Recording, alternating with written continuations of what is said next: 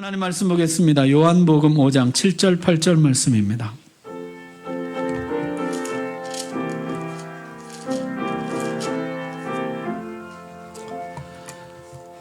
하나님 말씀 봉독할 때 우리 다 함께 자리에서 일어나셔서 한 목소리로 봉독하겠습니다. 시작. 병자가 대답하되 주여 물이 움직일 때 나를 못에 넣어주는 사람이 없어 내가 가는 동안에 다른 사람이 먼저 내려가나이다. 예수께서 이르시되 일어나 내 자리를 들고 걸어가라 하시니 아멘. 감사합니다. 유대인의 명절이 되었습니다. 유대인의 3대 명절 그러면은 6월절, 77절, 초막절 그렇게 세 가지인데요. 너는 이 세 명절에는 내게 와서 보이라. 그래서 모든 유대인들이 예루살렘에 모였습니다. 6월절이라 그러면 구원의 기쁨이, 77절이라 그러면 밀과 보리, 수확의 기쁨, 초막절이라 그러면 풍성한 과일을 창고에 저장한 기쁨이 가득했을 것입니다. 예수님이 이 명절에 예루살렘에 올라가셨습니다. 예루살렘은 아마 거대한 잔치집 같았을 것입니다. 예루살렘 성에 들어가는 문이 8개 있는데요. 그 중에 양문 곁에 베데스다라는 연못이 있었다는 것이에요. 여러분 지도 한번 보십시오. 저 빨간 테두리가 이제 예루살렘 성이에요. 예루살렘 성에 들어가는 문이 8개가 있어요. 그 중에 저 보이는 데가 이제 양문입니다. 양문, 사자문이라고도 부르는 양문. 이제 저기로 들어갔다는 것이죠. 그리고 양문에 들어가면 왼쪽에 이제 성전이 있었어요. 그래서 예루살렘 성 전체에 8개 문 중에 양문이 있었고 양문에 들어가면 왼쪽에 성전이 있었다는 것이요. 여러분 양문이라는 게 쉽게이트예요. 양들의 문이에요. 제사에 제물로 바쳐지는 양들을 데리고 들어가는 문인 것이죠. 다시 말하면 예배자들이 성전에 예배하러 들어갈 때 출입하는 문이었다는 것이에요. 8개 문 중에 가장 은혜롭고 경건한 문이었을 것입니다. 거기에 연못 이름도 베데스다예요. 베데스다, 베트란 말은요 집이란 뜻이에요. 헤세드는 자비, 은혜 이런 뜻입니다. 다시 말하면 베데스다는 은혜의 집, 자비의 집이란 뜻이에요. 여러분 이 성경의 배경을 한번 보십시오. 지금 명절에 예루살렘 성에 8개 문 중에 예배자들이 출입하는 양문에다가 거기에 베데스다, 은혜의 집. 이름만 보면요 정말 가장 거룩하고 은혜가 넘치고 뭔가 특별한 일이 일어날 것만 같은 그런 장소인데요. 실상 그곳에는 상반되게도 가장 은혜 받지 못한 사람들, 은혜에서 소외된 사람들이 있었다는 것이요. 많은 병자, 맹인, 다리 저는 사람, 혈기 마른 사람들이 누워 있었습니다. 자, 성경에 거기 행각 5이 있었다 그렇게 전하는데요. 여러분 행각이라는 게 지붕과 기둥만 있고 벽은 없는 거예요. 여러분 이게 경복궁 행각인데요. 이런 모양인 것이죠. 그래서 예수님 당시 베데스다 연못에 이런 행각, 행랑, 주랑이라고도 하죠. 행각, 주랑이 5개가 있었다는 것이죠. 이 5개의 병자들이 가득했습니다. 주랑마다 많은 병자들이 거기 모여 있었다는 것이죠. 이 베데스다 연못은 온천이었는데 간헐천이었습니다. 간헐천이라는 말이 간헐적 단식을 위해서 이런 말을 하잖아요. 온천수가 계속해서 나오지 않고 주기적으로 증기의 압력에 의해서 지하수가 지면 위로 솟아오르는 온천인 것이죠. 일정한 시간 간격을 두고 가스와 뜨거운 물이 분출했습니다. 온천물이 아마도 피부병을 치료하는데 유익했을 것입니다. 베데스다 연못 물이 붉은색이었다는 기록이 남아있는데요. 아마도 철분이 다량 함유된 온천수였을 것이다. 그렇게 추측하고 있습니다. 그런데 물이 분출할 때 먼저 들어가는 자는 어떤 병에 걸렸든지 낫는다는 소문이 전해져 내려왔고 이 소문은 점차 미신으로 민간신앙으로 자리 잡게 되었습니다. 천사가 내려와서 물을 솟아나게 하는데 그때 제일 먼저 들어가는 사람은 어떤 병이라도 낫는다. 누구라도 고침받는다. 많은 병자들이 그 앞에 장사진을 쳤다는 것이에요. 여러분 지도 다시 한번 보십시오. 이게 예루살렘 성 안에죠. 노란색이 저기가 이제 성전이에요. 양문이 어디냐면 아까 저기가 양문이에요. 아까 저기가 양문이고 그 위에가 베데스다 연못입니다. 그러니까 양문으로 들어가면 왼쪽은 성전이고 오른쪽은 베데스다예요. 자, 이 성 안에는 있지만 성전 밖에 있었던 것이죠. 연못이 성전 안에 들어가고 싶지만은 부정한 자로 여겨져서 들어가지 못하고 양문 곁에서 예배하러 들어가는 사람들을 보며 부러워하기도 하고 시기하기도 하고 자신의 처지를 한탄하기도 했던 사람들이 거기 꽤 많이 모여 있었다는 거죠. 그들은 이제 하나님께 소망을 두지 못하고 소문과 미신과 민간 신앙에 매여서 살아가고 있습니다. 여러분, 그런데요, 이들이 믿고 있는 이 이야기를 한번 가만 들어보십시오. 선착순으로 먼저 들어가는 사람만 낳는다는 것이에요. 여러분, 온천수라는 게 들어가면 어때요? 들어간 사람 다 좋은 거지. 다 피부가 좋아지고 다 좋아졌다 그러는 거지. 맨 먼저 들어간 사람만 낳는다는 것이에요. 온천수가 효험이 있으려면 모든 사람에게 효험이 있는 것이지 먼저 들어간 자만 낳는다. 이 묘한 심리가 깔려 있는 것이죠. 먼저 들어가야 낳는다. 선착순 구원인 것이에요. 사람은 본능적으로 경쟁 사회를 만드는데 익숙합니다.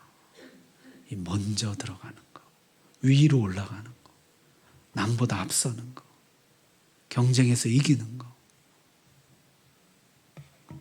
그런 인간상을 만들기를 좋아하고 추구하는 것이죠. 성경에도 보게 되면은 에서와 야곱이 엄마 뱃속에서부터 경쟁한다. 내 뱃속에서 두 국민이 경쟁한다. 그렇게 말씀하잖아요. 둘이 경쟁하더니 어떻게 합니까? 야곱이 마침내 형의 발 뒤꿈치를 잡고 나온다는 거죠. 그리고 그 경쟁에서 이기기 위해서 아버지를 속이고 형을 속이고 그런 이야기가 등장하게 되죠. 아론과 미리암은 모세의 형과 누이였지만요, 하나님이 너하고만 말씀하셨느냐? 네가 분수에 지나도다 하면서 모세와 경쟁 구도를 형성합니다. 심지어 포도원 품꾼으로 들어와서도요, 어떻게 들어오게 됐습니까? 나도 써주는 사람이 없었고 너도 불러주는 사람이 없었는데 주인이 은혜로 불러줘서 들어왔잖아요. 들어와서도 내가 먼저 왔네, 내가 더 많은 일을 했네, 서로 견제하고 경쟁하고 심지어는 우리를 똑같이 대하는 주인을 원망하더라는 거죠. 여러분, 이 경쟁 구도를 만들고 나니까 옆에 있는 이 아픈 사람이 경쟁자로 보이기 시작하는 거죠. 나의 경쟁자. 여러분은 이웃을 어떻게 인식하고 있습니까? 성경에 보면요, 이 경쟁의식을 극복한 사람들의 이야기가 나와요. 여호수아와 갈렙, 가만 보세요. 모세 후계 자리를 놓고 경쟁할 만한데요. 여러분, 사실 정탐 후에 믿음의 보고를 앞장서서 했던 사람은 갈렙이거든요. 그리고 갈렙이 여호수아보다 나이도 더 많았다 그러죠. 그러나 갈렙은요, 하나님이 여호수아를 지도자로 지목하자 전적으로 복종할 뿐만 아니라 협력합니다. 그래, 그럼 어디 나 없이 잘해봐라, 그렇게 하질 않고요, 가나안 정복에 앞장서요. 험지 산지 나에게 주소서. 최전방에서 가나안 정복을 이끌어냅니다.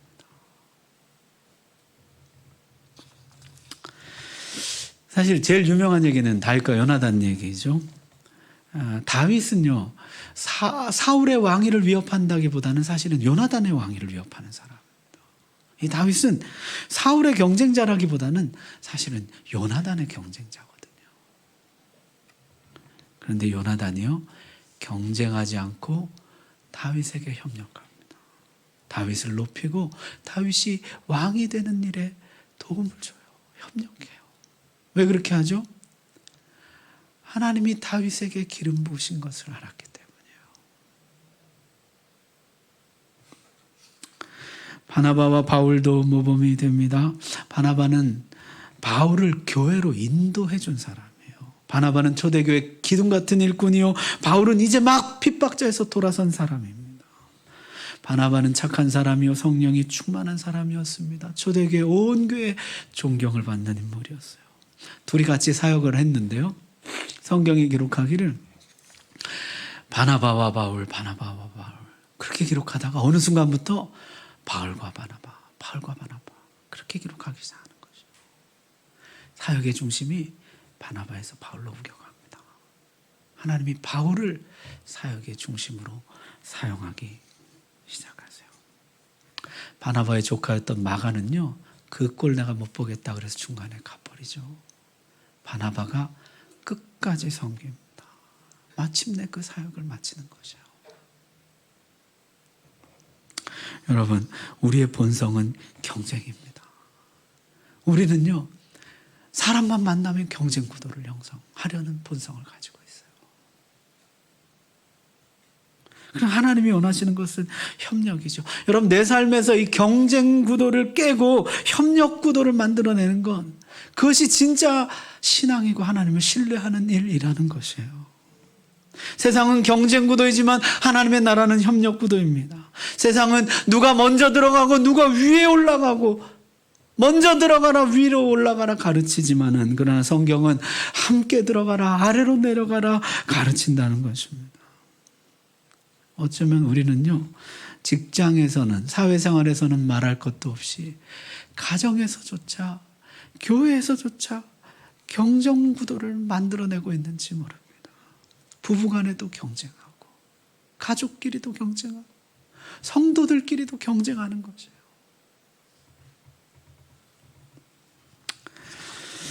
오늘 경쟁 구도가 깨지고 하나님 나라의 협력 구도가 만들어지기 시작하는 복이 임하길 바랍니다.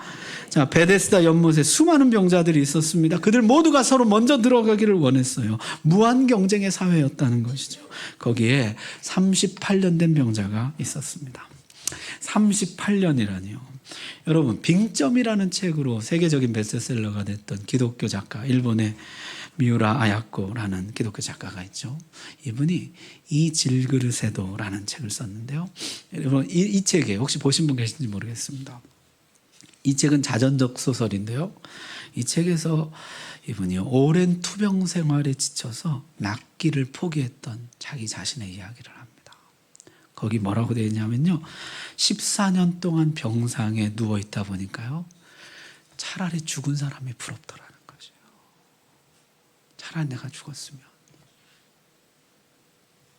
여러분, 14년의 투병 생활도 생의 의지가 꺾여지는데요, 38년간 누워있는 병자의 고통은 어떨 것일까요? 여러분, 로마 제국 당시에 평균 수명이 매우 낮았습니다. 어린아이들이 많이 죽기 때문이죠.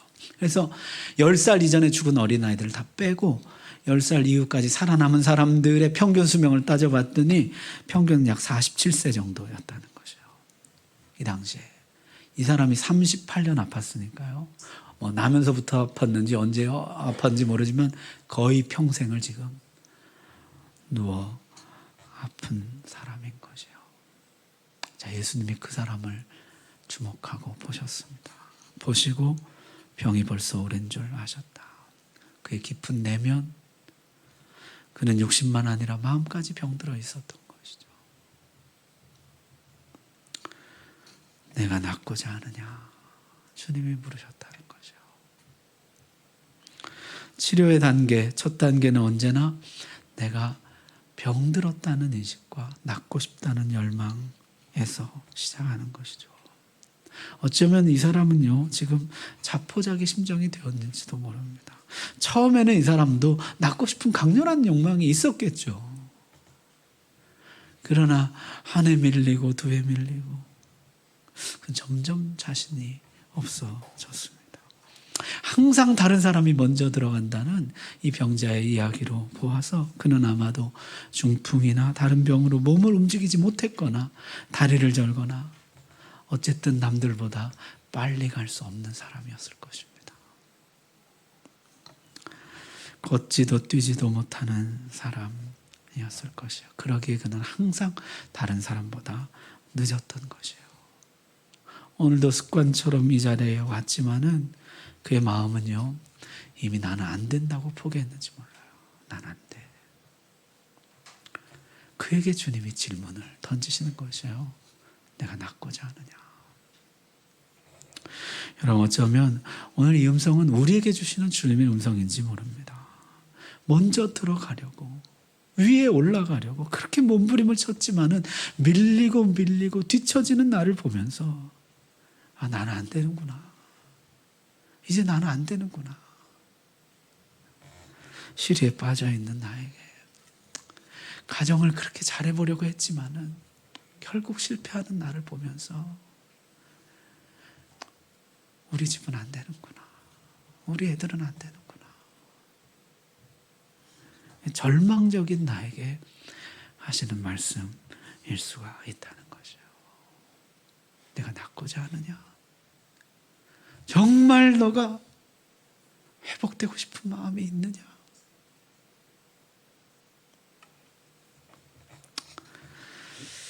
예, 주님, 저는 너무 시들해졌습니다. 병든 삶에 너무나 익숙해져 버렸습니다. 무기력하고 무능력한 지 오래되었습니다. 구태의연해졌고 익숙해져 버렸고 기대가 없고 열망이 없습니다. 나의 예배는 이 38년 된 병자의 베데스다 연못과 같습니다. 주여, 내가 낫기를 원하나이다. 내가 회복되기를 원하나이다. 오늘 이 고백을 하는 자마다 주님이 찾아와 주시고 만나 주실 줄로 믿습니다. 오늘 이 병자 이렇게 대답했습니다. 주여, 물이 움직일 때 나를 못에 넣어주는 사람이 없어. 내가 가는 동안에 다른 사람이 먼저 내려가나이다. 여러분, 이게 무슨 낫고 싶다는 거예요? 낫고 싶지 않다는 거예요? 낫고 싶다는 것이, 낫고 싶습니다. 죽도록 낫고 싶습니다. 그런데 도와주는 사람이 없습니다. 부모도 형제도 친구도 나를 돕지 못합니다.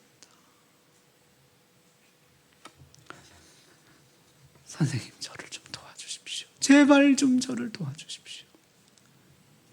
물이 동할 때 저를 가장 먼저 연못에 넣어주십시오. 내가 제일 먼저 연못에 들어갈 수 있도록 나를 좀 도와주십시오. 주님이 이렇게 대답하셨습니다. 8절 우리 같이 한번 읽겠습니다. 시작. 예수께서 이르시되 일어나 내 자리를 들고 걸어가라 하시니, 아멘. 주님은 도와주겠다 말겠다 하지 않으시고 일어나 내 자리를 들고 걸어가라 하셨습니다. 주님은 이렇게 말씀하신 것입니다. 아니다, 나는 네가 연못에 빨리 들어가게 하려고 도와주러 온 것이 아니다. 나는 너의 경쟁을 도와주러 온 것이 아니다. 나는 네가 먼저 들어가고 위로 올라가도록 도와주러 온 것이 아니다. 나는 너를 고쳐주러 온 것이다. 너를 회복해주러 온 것이다. 너를 새롭게 해주러 온 것이다. 먼저 들어가는 것이 너를 고쳐주는 것이 아니라, 위로 올라가는 것이 너의 답이 아니라, 연못이 너를 고쳐주지 못한다는 것이에요. 바로 내가 고쳐주는 것이라, 내가 너를 고쳐주는 너의 하나님이라 말씀하시는 것입니다. 여러분, 어쩌면 이게 내 모습이 아닌가 한번 돌아보십시오. 치료의 근원이신 주님께 우리는 구하기를, 주님, 저를 연못에 좀 빨리 집어넣어 주십시오. 그러면 혹시 내가 나을지도 모르니 나를 연못에 좀 빨리 집어넣어 주십시오. 행복의 근원이신 예수님께 우리를 구하기를, 주님, 나를 먼저 좀 들어가게 해주십시오. 위로 좀 올라가게 해주십시오. 그러면 나에게 행복이 찾아올지도 모르니 나를 좀 도와주십시오. 그걸 내가 지금 주님께 구하고 있는지 몰라요. 아닙니다. 여러분, 우리는 이렇게 구해야 됩니다. 주님, 나를 고쳐 주십시오. 주님, 나를 회복해 주십시오. 주님이 나의 치료자이십니다. 주님이 나의 구원자요 창조자이십니다. 주님, 지금 나에게로 와 주십시오. 이것이 정말 우리가 구해야 될 것이에요. 우리는 이 베데스다 같은 세상에서 살면서 이 무한 경쟁의 사회 속에서 살다 보니 주님을 내 경쟁에 도움을 주는 분 정도로 인식합니다. 주님을 내 인생의 조력자로 이해합니다. 주님, 나 좀 도와주십시오. 내가 빨리 들어갈 수 있도록, 위로 올라갈 수 있도록, 그래서 내가 행복을 누릴 수 있도록 주님, 나 좀 도와주십시오.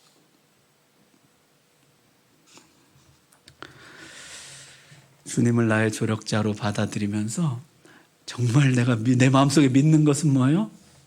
먼저 들어가면 낫는다는 이 미신이에요. 위로 올라가면 행복할 거라는 이 민간신학이에요. 그걸 믿고 있는 것이에요. 이 믿음의 주님이 도움을 주시기를 구하는 것이에요. 아니다. 내가 너를 고치며 내가 너를 새롭게 하는 너의 하나님이라. 일어나 걸어가라. 그는 곧 나와서 일어나 걸어갔습니다. 성경에 보니까 어중간하게 나와서 비틀거리며 가지 않고 자신의 자리를 들고 갈 정도로 그 육신이 강건케 되었다 말씀하고 있습니다. 오늘 우리에게 같은 역사가 일어나게 되길 바랍니다. 자, 그런데요, 그날이 안식일이었다는 것이요. 성경에서는 안식일에 일하는 것을 금하고 있습니다. 문제는요, 그럼 뭐가 일이냐는 것이 일에 대한 정의입니다. 하나님이 금하신 일이라는 게 도대체 뭐냐? 유대인 랍비들은 39가지 안식일에 금지된 일의 목록을 만들었습니다. 이 9가지가 하나님 금하신 일이다. 거기 보면요, 바느질하는 일, 밭을 갈거나 농작물을 수확하는 일, 타작하거나 빵을 굽는 일, 이런 일들이 일이라는 것이요. 이런 일을 해서는 안 된다. 이렇게 나와요. 거기에 보면요, 물건을 여기에서 여기로 옮기는 일, 해서는 안 된다. 그 일이라는 것이요. 실제 유대인들은요, 안식일에 2000규빗, 약 1km 정도인데요. 1km 정도 이상을 걷지 않았습니다. 그 일이라는 거죠. 그런데 이 사람은 지금 자기 자리를 들고 이동하였을 뿐만 아니라 1km 이상을 걸었습니다. 이 사람이 곧 안식을 어겼다는 혐의를 받게 됩니다. 여러분, 저들의 안식일 규정을 가만 보십시오. 저들의 규정대로 한다면 38년 만에 고침을 받은 이 병자는 하루 더 누워있다가 안식일이 지난 다음에 집으로 가야 하는 것이에요. 안식일 규정이 안식을 방해하고 있는 것이에요. 사람들이 만들어낼 그 안식일 규정이 오히려 이 사람에게 안식이 많은 것을 가로막고 있는 것이에요. 유대인들은 즉각 제지했습니다. 안식일인데 내가 자리를 들고 지나가는 것이 옳지 아니하니라. 나를 걷게 한 그분이 내 자리를 들고 걸어가라 했습니다. 그가 누구냐? 내가 그가 누구인지 알지 못합니다. 그 후 어느 날인가 이 사람은 성전에서 다시 예수님을 만납니다. 항상 성전 밖에 있던 이 사람은 이제 성전 안으로 들어와 있어요. 성전에서 예수님을 만났을 때 예수님 그에게 이렇게 말씀하십니다. 우리 함께 읽겠습니다. 시작. 그 후에 예수께서 성전에서 그 사람을 만나 이르시되 보라, 내가 나았으니 더 심한 것이 생기지 않게 다시는 죄를 범하지 말라 하시니. 아멘. 주님은 이렇게 말씀하셨습니다. 한 번 치료받은 것으로 끝내지 말고 지속적으로 건강하고 거룩하게 살아라 하셨습니다. 한 번 은혜 받는 것으로 끝내지 말고 지속적으로 새로운 은혜를 받으라. 지속적으로 새로워져라. 지속적으로 너의 몸을 거룩한 산 제사로 드리라 하셨습니다. 이 사람이 가서 나를 고친 이는 예수라 증언했고, 이 사건은 유대인들의 마음에 예수를 죽이려고 결심하는 계기가 되었습니다. 예수님은 안식일법을 따르는 저들에게 이렇게 말씀하셨어요. 예수께서 그들에게 이르시되, 같이 읽겠습니다. 내 아버지께서 이제까지 일하시니 나도 일한다 하시매. 아멘. 주님은 저들과 안식일 논쟁을 하지 않으셨습니다. 오히려 저들의 주장을 근거로 말씀하셨어요. 유대인들은 말하기를 하나님이 6일간 세상을 지으시고 7일째 안식하셨다는 것이요. 그러면은 그 후에 하나님도 7일째 마다 안식일마다 쉬시느냐? 그렇지 않다는 것이요. 일주일에 한 번씩은 하나님이 쉬시는 날, 하나님의 역사가 없는 날, 하나님의 섭리가 멈추고 하나님이 일하지 않는 날이 오느냐? 그게 아니라는 것이죠. 하나님이 쉬시면 이 세상은 유지되지 못합니다. 온 우주 만물이 질서를 유지하고 지탱하는 것은 하나님이 쉬지 않고 일하시기 때문입니다. 따라서 하나님은 안식일에도 일하셔야 된다. 안식일에 일할 수 있는 존재는 오직 하나님 한 분뿐이라. 안식일은 오직 하나님만 일하시는 날이다. 이렇게 유대인들이 가르쳐 왔다는 것이에요. 오직 하나님만 일하시는 날이다. 하나님 외에는 누구도 이래서는 안 된다. 주님이 이렇게 말씀하시죠. 내 아버지께서 이제까지 일하시니 나도 일한다. 하나님이 창조와 섭리 역사를 쉬지 않고 하시는 것처럼 나도 새 창조와 새 역사를 쉬지 않고 하고 있는 것이라 말씀하셨어요. 여러분, 고대 사회는 가업을 승계하는 사회였습니다. 아버지가 하는 일을 아들이 그대로 보고 배워서 따라하는 것이죠. 나도 지금 내 아버지가 하시는 것을 보고 그대로 따라하는 것이에요. 내 아버지가 안식일에 일하시는 것을 보고 나도 안식일에 일한다. 하나님이 일하지 않으시면 세상 만물 그 어떤 것도 유지되지 못하고 안식을 누릴 수 없습니다. 마찬가지로 내가 일하지 아니하면 너희는 그 누구도 안식을 누리지 못한다. 주님이 말씀하시는 것이요. 내가 너희에게 안식을 주는 너희의 하나님이라 말씀하시는 것입니다. 여러분, 오늘 내가 안식을 누리는 것은 주님이 일하시기 때문입니다. 주님이 일하시지 않으시면 나에게 안식이란 없습니다. 죄와 사망과 마귀 권세로부터 벗어나서 누리는 안식은 주님이 일하신 결과입니다. 경쟁과 다툼으로부터 벗어나서 누리는 안식은 주님이 지금도 나를 붙들고 계시는 결과입니다. 나의 부족함과 연약함으로부터 벗어나 누리는 안식은 주님이 지금도 나를 긍휼히 여기시며 나를 도우시는 결과인 것입니다. 우리는 주님이 일하시기 때문에 안식을 누리는 것이에요. 말씀을 정리하겠습니다. 주님은 왜 그 많은 병자 중에 굳이 38년 된 병자에게 주목하셨을까요? 38년 그러면 우리에게는 별 느낌이 없지만은 저들에게는요, 이것이 아주 깊이 각인된 숫자예요. 광야 우리 40년이라고 그러잖아요. 광야 40년. 그러니 40년이 출애굽부터 40년이고요. 출애굽한 후에 정탐한 이후부터 38년이에요. 다시 말하면 정상궤도 2년, 광야 방황 38년이에요. 그래서 40년이거든요. 38년은요, 이스라엘 백성들이 광야 앞에서 방황했던 시간들이에요. 가나안을 코앞에 두고 안식에 들어가지 못하고 방황하는 이스라엘. 예루살렘, 양문, 베데스다, 성전 가까이까지 왔지만은 그러나 하나님께로는 들어가지 못하는 이스라엘. 이들은요, 지금 로마보다 더 강한 군사력을 키워서 안식을 얻으려고 하고 있어요. 로마보다 더 먼저 들어가서, 로마보다 더 위에 올라가서 안식을 얻으려고 하고 있습니다. 그러나 도와준 사람이 없어요. 애굽에도 매달려보고 아수르도 바벨론도 매달려봤지만은 누구도 도와주지 않는 것이에요. 하나님, 우리를 도와주십시오.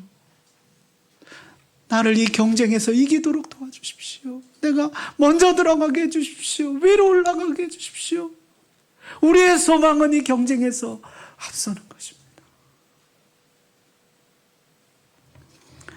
그때 주님이 오신 것이 아니다. 너에게 필요한 것은 연못이 아니다.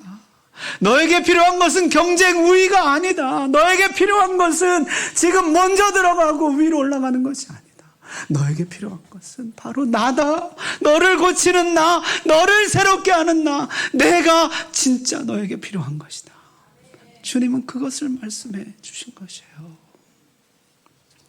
여러분, 오늘날 얼마나 많은 성도들이 같은 것을 구하는지 몰라요. 하나님, 나에게 경쟁 우위를 주십시오. 먼저 들어가게 해주십시오. 위로 올라가게 해주십시오. 그게 나의 소망입니다. 그게 나에게 안식을 가져다 줍니다. 그게 나에게 평안을 가져다 줍니다. 행복을 가져다 줍니다. 주님이 말씀하시는 것이에요. 아니다. 연못이 너에게 행복을 주는 것이 아니다. 내가 너에게 행복을 주는 것이다. 네가 구해야 할 것은 나이다 말씀하시는 것입니다. 나에게 안식을 주는 것은 연못도 아니고 경쟁 우위도 아닙니다. 오직 예수 그리스도, 나의 주 나의 하나님, 그분만이 나를 새롭게 하고 나를 고치며 나를 충만케 하고 나에게 안식과 평안과 행복을 주시는 줄로 믿습니다. 기도하겠습니다.